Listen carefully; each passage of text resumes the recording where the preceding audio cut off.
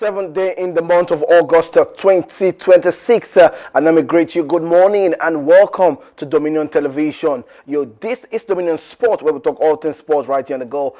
Back-to-back actions from the local front, international scene, giving you massive update in the world of transfer. Let me inform you this morning, Formula One is not left out on the scene. The WAFCON is getting to the final stage of the competition. Is the quarterfinal stage. Let me inform you, the Super Falcons are going to face Cameroon. We'll be discussing about that right here on the show this wonderful morning. Also, let me bring to your knowledge, the CAF preliminary round draw happened yesterday. We'll be dropping that update right here for you. All this and more right here on the show. I am Paul Abetolu. Let me inform you, I have Jessica Osuji joining me to talk sports right here this wonderful morning. Top of the morning to you, Jessica. It feels good to have you on the show this morning. Wonderful morning to you, Tolu, and also to the viewers. Exciting times to be also to talk sports and everything making the news in the world of sport. We have the Value Jet Cup, which to be kicking off on the night tomorrow, of tomorrow. So there's many to talk about. We talk about the basketball, the women basketball, the FIBA, and also we talk about the transfer world. Players making in the local scenes and also in the international scene. So we need to make up the show today. So we can't wait to dissect it all. So let's just get started and let's give everybody what they deserve. Definitely, we're not here to keep you waiting. Just fasten your seatbelt and get ready because we're about to start off from the local front this wonderful morning. Just like Jessica said, we'll be giving you updates from the Value Jet Cup. And let me inform you that the prize money has doubled when it comes to the Value Jet Cup. 14 million naira prize pool for the Value Jet. When we're talking about the Value Jet, we're talking about the preseason where teams gather together. I think we have been giving an update since Monday, and right now we are adding more updates to that. 14 million prize pool money. The organizers of the 2026 Value Jet Cup have announced a total prize pool at 14 million, further demonstrating Value Jet commitment to supporting Nigeria clubs ahead of the new football season. Let me inform you that each of the 9 participating clubs will receive 1 million appearance fee.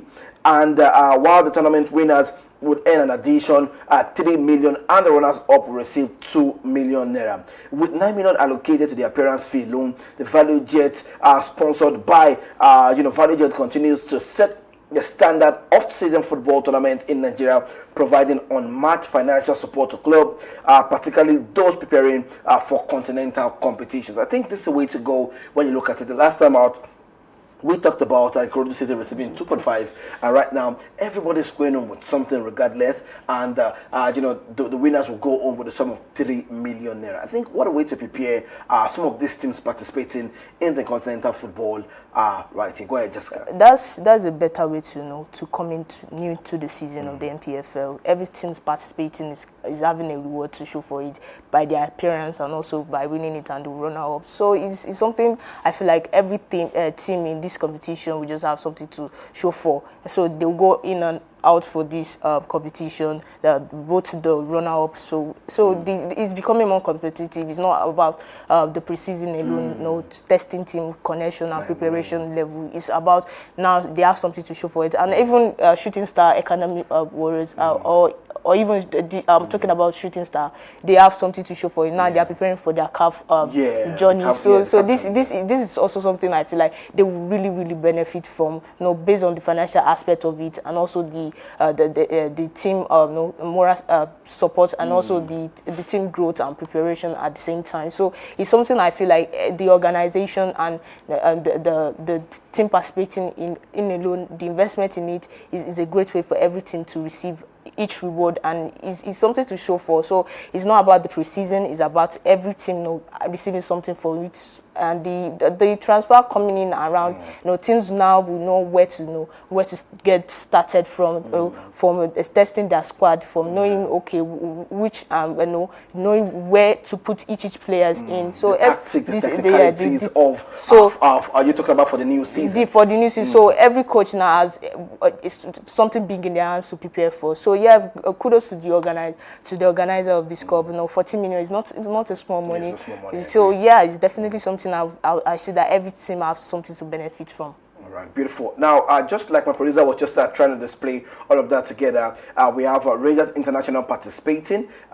We have Rivers United participating. Thank you so much, my producer. We have Sporting Lagos, just like you're saying. We have Shooting Stars participating. We have Inter Lagos also in the competition. We have Remo Stars participating. And this wonderful morning, we have Abia Warriors also in action. We have Rangers International, and we have Smart City just updated a few hours ago. A few minutes ago, Smart City also in the competition of the Value Jet Cup. So it's going to be competitive. It's not just, teams just put together. These are teams that they have a target for next season, and they have to put all of them in together. I think it's a way to go. Big congratulations and big shout out to the Valley Jet team and coming together to create such a competition going forward. We'd love to see what ends the sport, what's going on with that prize money, and we hope that all coaches putting their teams together will be able to use this as a test going forward for next season. All right, let's move away from that. Let's give you update coming through, more stories making the round in the world of sport this wonderful morning, and that's coming through from the CAF Confederation Cup and the draw. We had the draw yesterday, and it's exciting time to see Rivers United have been drawn against FC San Pedro of Ivory Coast in the first preliminary round of the CAF. And let me inform you that this is going to take place from the 4th to the 6th of September, and the return leg is going to happen in the 11th to the 13th of September. Also, let me inform you that Rangers International are going to play AS Sobo Map of Benin Republic in the first preliminary round of the CAF Champions League. Also bringing to your knowledge that Shooting Stars have been drawn against CS Faxin in the first preliminary round of the competition. The first leg also to take place from the 4th to the 6th of September in Ikene, while the return leg would happen right there on the 11th and the 13th in September in Tunisia. Also, let me inform you that El Kanemi Warriors also going to be in action. It's going to be interesting to see El Kanemi Warriors take on their side. The El Kanemi Warriors are going to be drawn against Uniano Deportiva right there, the Bissau happening in that game. The 1st to the 4th to the 6th of September. Return leg is going to happen 11th and 13th of September. The winner of this round will play Raja Casablanca. It's going to be interesting to see all of this. The draws are out. I think it's a great time for us to expect all of this action. To expect to see Nigeria football playing in the big stage when it comes to the Confederation Cup, and for a Shooting Star most especially returning to this competition for 26 years. It's something I feel like it should be something they take in their hands with great great preparation and priorities like that. And for their draws against this Tunisia side, they have been the side who have won it significantly in that Confederation Cup. So I definitely is going to be a tough task for them. With no such so much experience, so it's going to play a part. But at the same time, if it calls for a time for rally and support for these Nigeria-based teams, so definitely it's something to look out for. And now, just like we said, this Value Jet this Value Jet tournament that the Shooting Stars are participating, the financial aspect of it will be something they will gain from, because now the first leg is going to be played in Ikene. Yeah. Now the second leg will be played at Tunisia. So with the accommodation, the expenses they'll be looking forward to, and also CAF increasing the prize money with $100,000. This is something I feel like it will be a benefit for all Nigeria teams participating in this tournament and in this round. So it's something to look forward to. And the Rangers International, they have been the champions last season. So they have so much to play about. Academy, qualifying through the President Federation Cup. So there's so much to look out for. But at the same time, if you're talking about that preparation level, I just feel now that each team are making signings at this point in time, the signings has to be tested before we go in out there. We haven't been great when it comes to that run in the Confederation Cup and also in the CAF Cup. So it's something I think we should still be looking out forward to. It's not as if we're great with so much experience like that. And if the last time we had that beautiful run, it wasn't even much up to that. So I feel like Shooting Star, also the other teams representing us, we still have to to be prepared enough, because when it comes to this point in this competition, there are many things to look out forward to: the preparation level, the revenues, the player welfare, the signing, the code, the tactical teams, everything on board. If we're able to get that correct, I feel like we'll be able to have a great tournament in around. Even if we have 2-team knockout, at least 2 teams can still be progressing. Yeah, yes, so that's something I feel like when we get that right, then we are definitely going forward. All right, definitely. That's the update coming through from the CAF, just like you saw it on the screen being projected for you. Those are all the draws to look out for right there when it comes to the Federation Cup. Also the second preliminary round in the Confederation Cup. It's going to be exciting times right there. We'll be giving you all of that update, the result, the analysis, the preparations ahead of this one for our clubs in Nigeria representing us on the big stage. We'll be giving you all of that update. All right, let's move away from that. Let's give you update from the camp of Shooting Stars. I think that was last week. We gave an update about Shooting Stars player Ismail Ayodele, not returning to camp, all of that report. But right now, Shooting Stars have reached an agreement in principle with Modern Sport SC for transfer of Ismail Ayodele to Modern Sport Football Club. The forward will fly to Egypt today for medical and unveiling. There you have it on the screen. I think right way to go, but do it in the right measure. We had so much back and forth. You did report to camp, you have a contract with the team, and now you are having this for yourself. I think no club will want to hold down the player to progress, and this is what we are getting this wonderful morning. I remember when we were taking the stories, we talked about his behavior towards this transfer, from not reporting himself to the team, to the camp, and also when he later issued that apology to the management and to the fans. Also, we were saying that this is not needed. These are not the distractions that the team needs. If a player is forcing a move out of a club, there are many ways to go about it, because at the later stage of it, if you're forcing your way and you're not applying to the philosophy and the rule guidance to the team, it could go either bad or wrong for you. It's either you are benched out, and sometimes it doesn't look good in the player side, because there are many scouts searching for your signature. But now that he has complied to it, the team knows, okay, this you want a move out, so definitely they could hold on to it, because at the same time the team will also make some revenue from it. Definitely. So yeah, it's a great signing for both teams. When a player is already making his way out of the club, the best thing to do is to fulfill his wish. Which I see now that Shooting Star made some couple of signings also. It's not like they are still holding on to him in that position like that. So it's a great way to go for both the club and the player. And definitely he has sorted it out. So no bad blood between him, the fans and him at the later stage of it. So yeah, it's a way to go. When a player shows professionalism, it also has to come with the mindset and the mentality, as a player, because you don't know what might happen in the future, and it might come back to Shooting Star. So if you have already damaged that relationship, it won't look good for you. So definitely that's one way to go for it. And just wish him good luck in all his endeavors, and also to Shooting Star, great deal by the way. All right, that's the update coming through from the camp of Shooting Stars. Also, they have made several signings. I will be giving you that update on Monday. Let me give you update quickly from the world of basketball that we have 30 days to go to the FIBA World Cup. We're talking about the women's basketball: France, Australia, USA, China, Belgium, Italy, Korea, Team Nigeria. You look at Spain, Japan, Turkey. You look at Senegal. Interesting times, Jessica, for you. How prepared can we get? I remember last week we gave an update about several competitions that we are traveling to play. It looks like there's so much preparations ahead for the Tigers. I mean, the Tigers are going into this competition. Definitely, when you're going into competition like this, a world stage competition, you have to be prepared.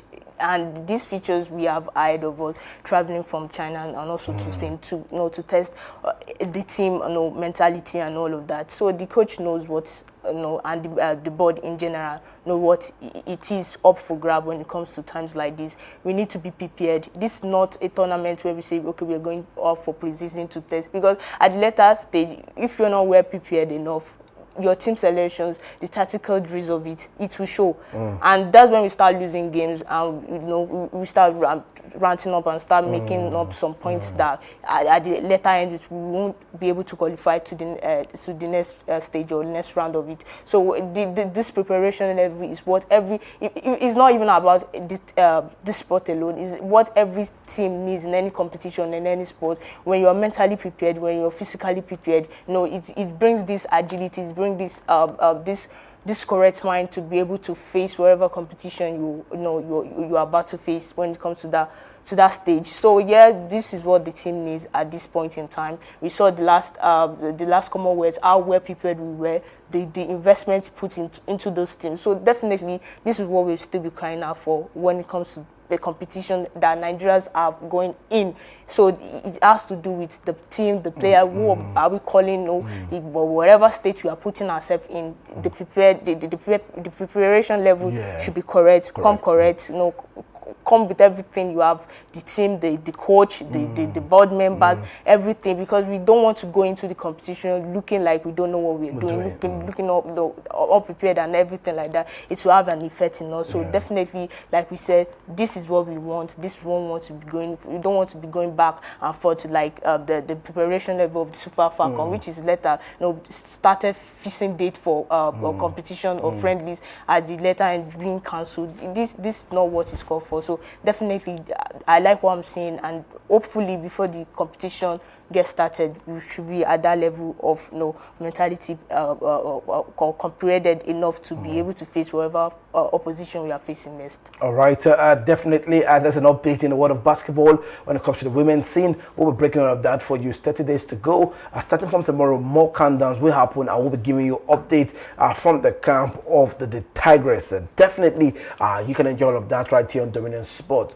Quick one, just make sure you subscribe, make sure you like, make sure you share, and make sure you tell a friend to be part of what we're doing right here on Dominion Television. All right, let's move away from that. Let's talk about the WAFCON. Interesting times are here, but something strange happened in the game between the Super Falcons of Nigeria and Egypt, and also Malawi and Zambia. I'm just going to break that down to you before we look at the result that happened yesterday, and also look at the chat also for yesterday. Now, remember, Zambia scored more goals than anyone else in the group, and they still got eliminated from the WAFCON 2026. Now, here's why.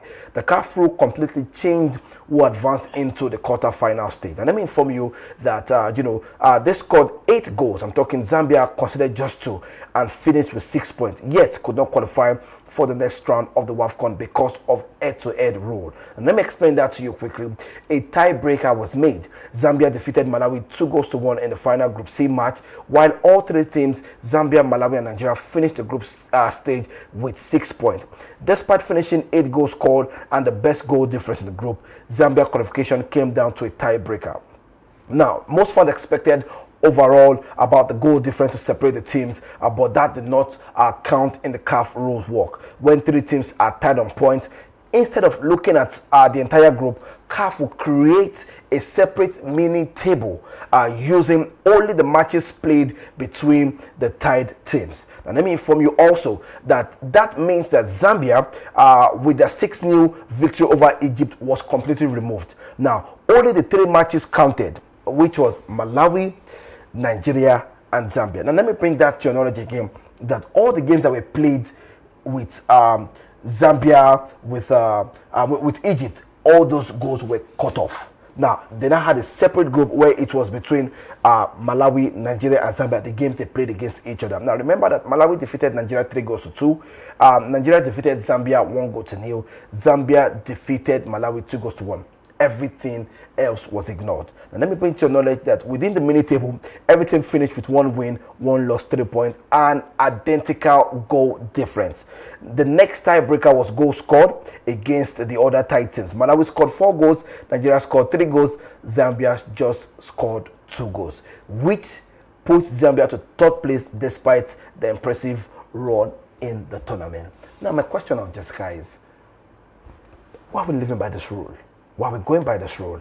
I mean, you look at all of this and you need to feel, you would feel for Zambia at the end of the day. You know, fantastic run of form in this tournament, but a mini table rule broke them apart, and we had to settle for what we settled for at the end of the day. Super Falcons, I know Nigeria will celebrate all of that, but this rule for you, how excited are you about this rule? And we should not be living by this rule. Now, I was speaking to Tony Spy yesterday, and I said to him that you know, the CAF Champions League final is 2 legs for a final. What is it done? And it's still on the CAF. I think we need to have a new structure. Go ahead, Jessica. Definitely, it will be tough to say, okay, this new rule should be scrapped or everything, because at the end of the day, Nigeria qualified through this chart that was created by this by the CAF. It is tough because you explain everything is even. I don't know. I'm getting lost in it because this mathematics, deducting point, going head to head, checking it. Yeah, I think this is the situation, and the Super Falcons put themselves, assuming they've won their first game against Malawi. We'll not be having all of this mathematical talk and all of that, and that would definitely be scrapped up. And for the Zambia side, if it was my country, definitely I would be pained, as because you are looking at someone who scored goals, multiple goals in that group chat. They had a brilliant run against Malawi, and now the CAF bringing out this mathematics side of calculating, checking head-to-head, team, the score and everything. It's something we are not making out of, because if it was an European competition, this will not be done. Even when UEFA changed the rule, they didn't do the group stage anymore. They went ahead with the tables and all. It was goal difference. It was still understandable, even when they scrapped off the first leg and second leg. It was something meaningful to do. Now, still going by these old rules and regulations is still something baffling to me, because I think at this stage, more and more teams will still be qualifying for this WAFCON, because there will be teams now will be going to 32 teams. Yeah, so 32. Are we still going to be abiding by those this rule? It will be an edict for us, because if a team has this brilliant run of performance, 6 points differentiating the first, second, and the third, we are still bringing out this rule.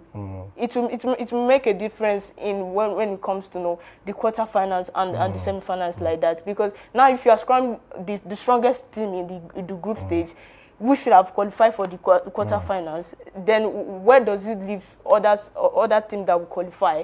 When it comes to the team, if we are going to have a 32 teams. 32 team. This is not what we want when it comes to that.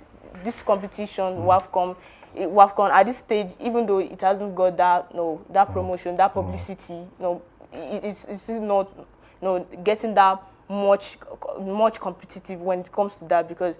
But at this stage, if teams are to qualify, you should go by the rules of looking at who has the goal difference, the highest goal scored in the group stage. Yeah, the group stage. Then why are we still going on calculating by that? Okay. Because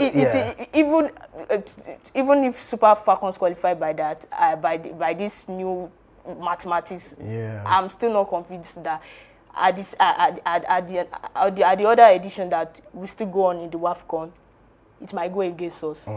All right. Honestly speaking, for me, I just kept wondering if that rule was still existing. And CAF, you need to watch that game. You might need to go back, and even the commentators were lost. Everybody were wondering, what's happening. The commentator at that time even had to say Nigeria did not qualify until CAF. In fact, CAF did not even update it on their page as at when due. It got to I think 2 hours after the game, they had to now update and start explaining all of that. And yeah, it is what it is, and we just want a better change and structure. All right, let me just give you an update. Yesterday's game, Mali and Senegal, the game ended 1-1. Also, you have Cape Verde and Cameroon. That one ended 1-1. You need to see the excitement from the Cape Verde side. After the lady picked up the man of the match, it looks like joy. I mean, the first time somebody's picking up their first competition in the WAFCON, great goals. You need to look at their goals. I'm sure when they're coming back next time, it's going to be a different change. It's going to be a different feel for them. But they're out of competition. Let's look at the charts quickly. The quarterfinal stage, where Morocco is going to face South Africa. We're going to have Cameroon against the Super Falcons of Nigeria. We're going to have Cote d'Ivoire against Algeria. We're going to have Malawi against Ghana. So it's going to be interesting. This one that we're going to look forward to. Jessica, Saturday is upon us. Morocco, South Africa, Ivory Coast, Algeria. Definitely, that's a tough set of match being built upon us now, because if you look at the Moroccan side, they had this best run already, top of their group charts, and against South African, because I remember on Tuesday we were calculating like the South Africans praying for the other teams to lose, but at the end of the day they won their game and they were able to qualify for that for the match. And facing that match against Morocco is going to be tough.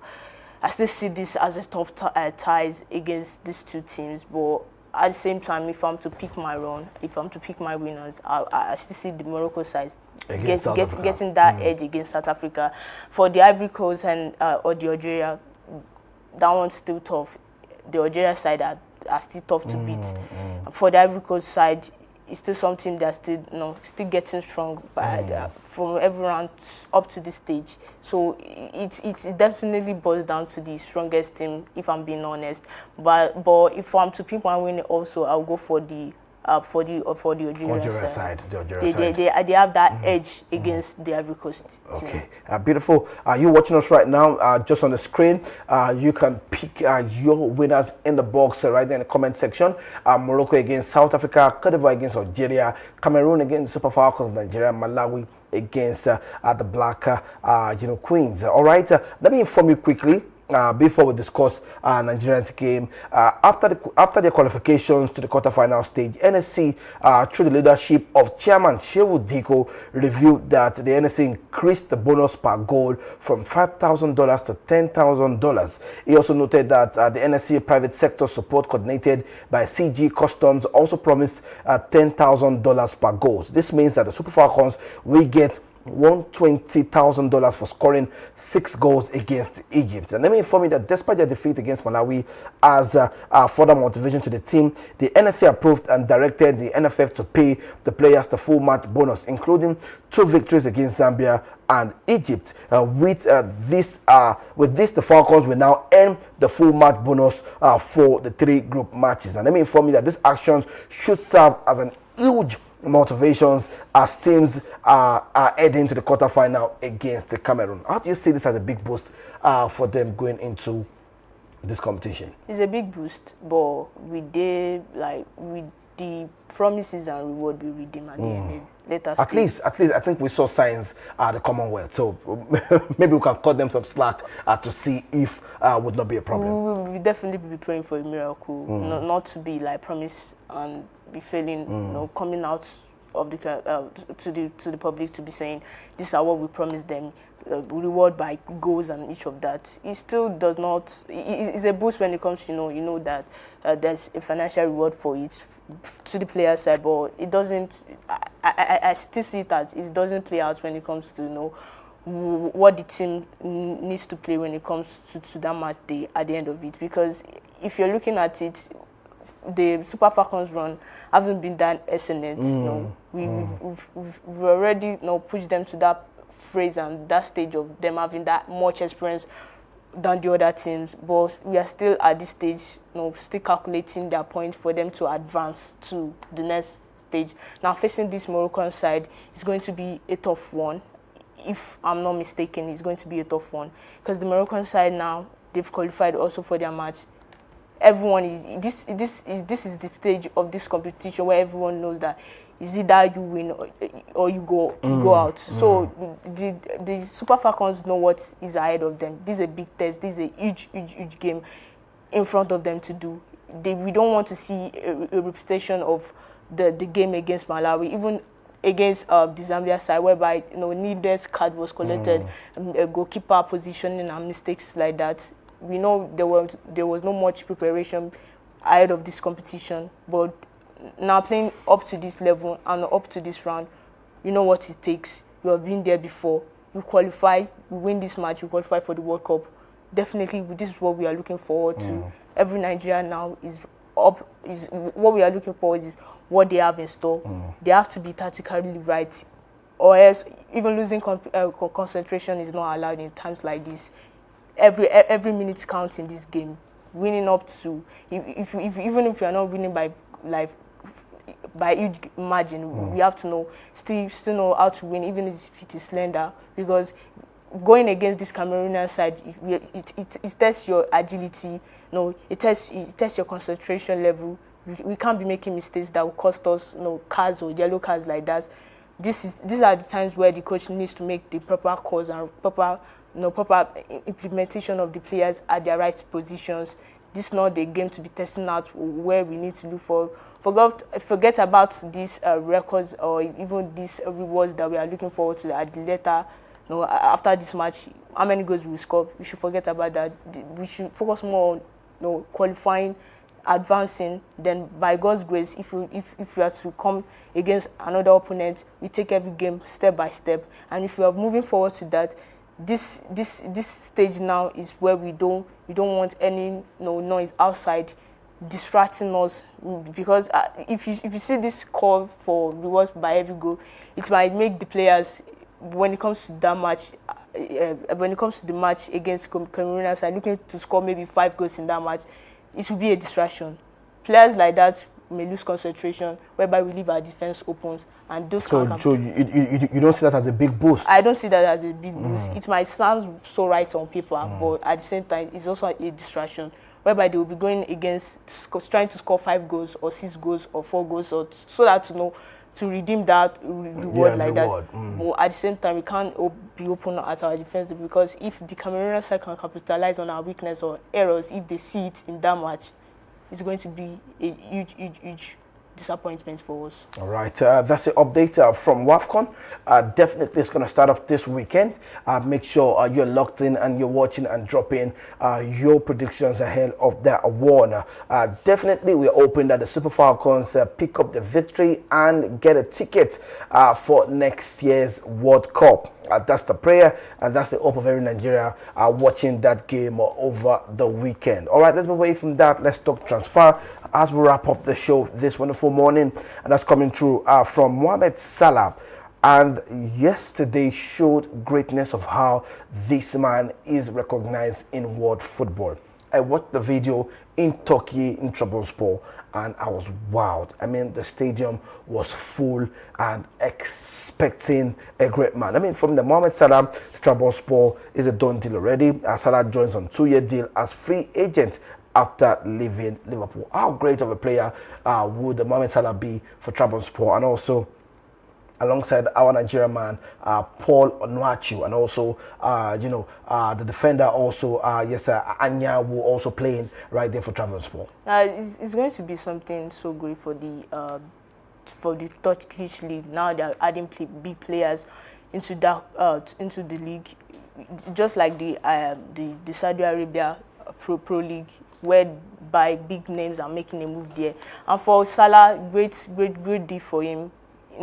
When his contract ended at Liverpool, there were talks on which club would be next to sign him. Now for Strasbourg to come out, secure his signature, is definitely something I feel like most fans will tune in to watch him play a game. Just like you said, there have been so much love. Even I remembered when Osimhen made that move to go to even up to now, you could see the fans still still showing support. I remember the time when Jose Mourinho was. I feel like the Turkish league now is getting the exposure. Exposure through the players. Through the players, coach, and it shows their passions. Signing, making signatures from players that are playing, outside of their league, and it's something to watch when you see, the league getting more exposures and more publicity like that. It creates a competition whereby you see them even in Champions League. They rally some great support when it comes to that team.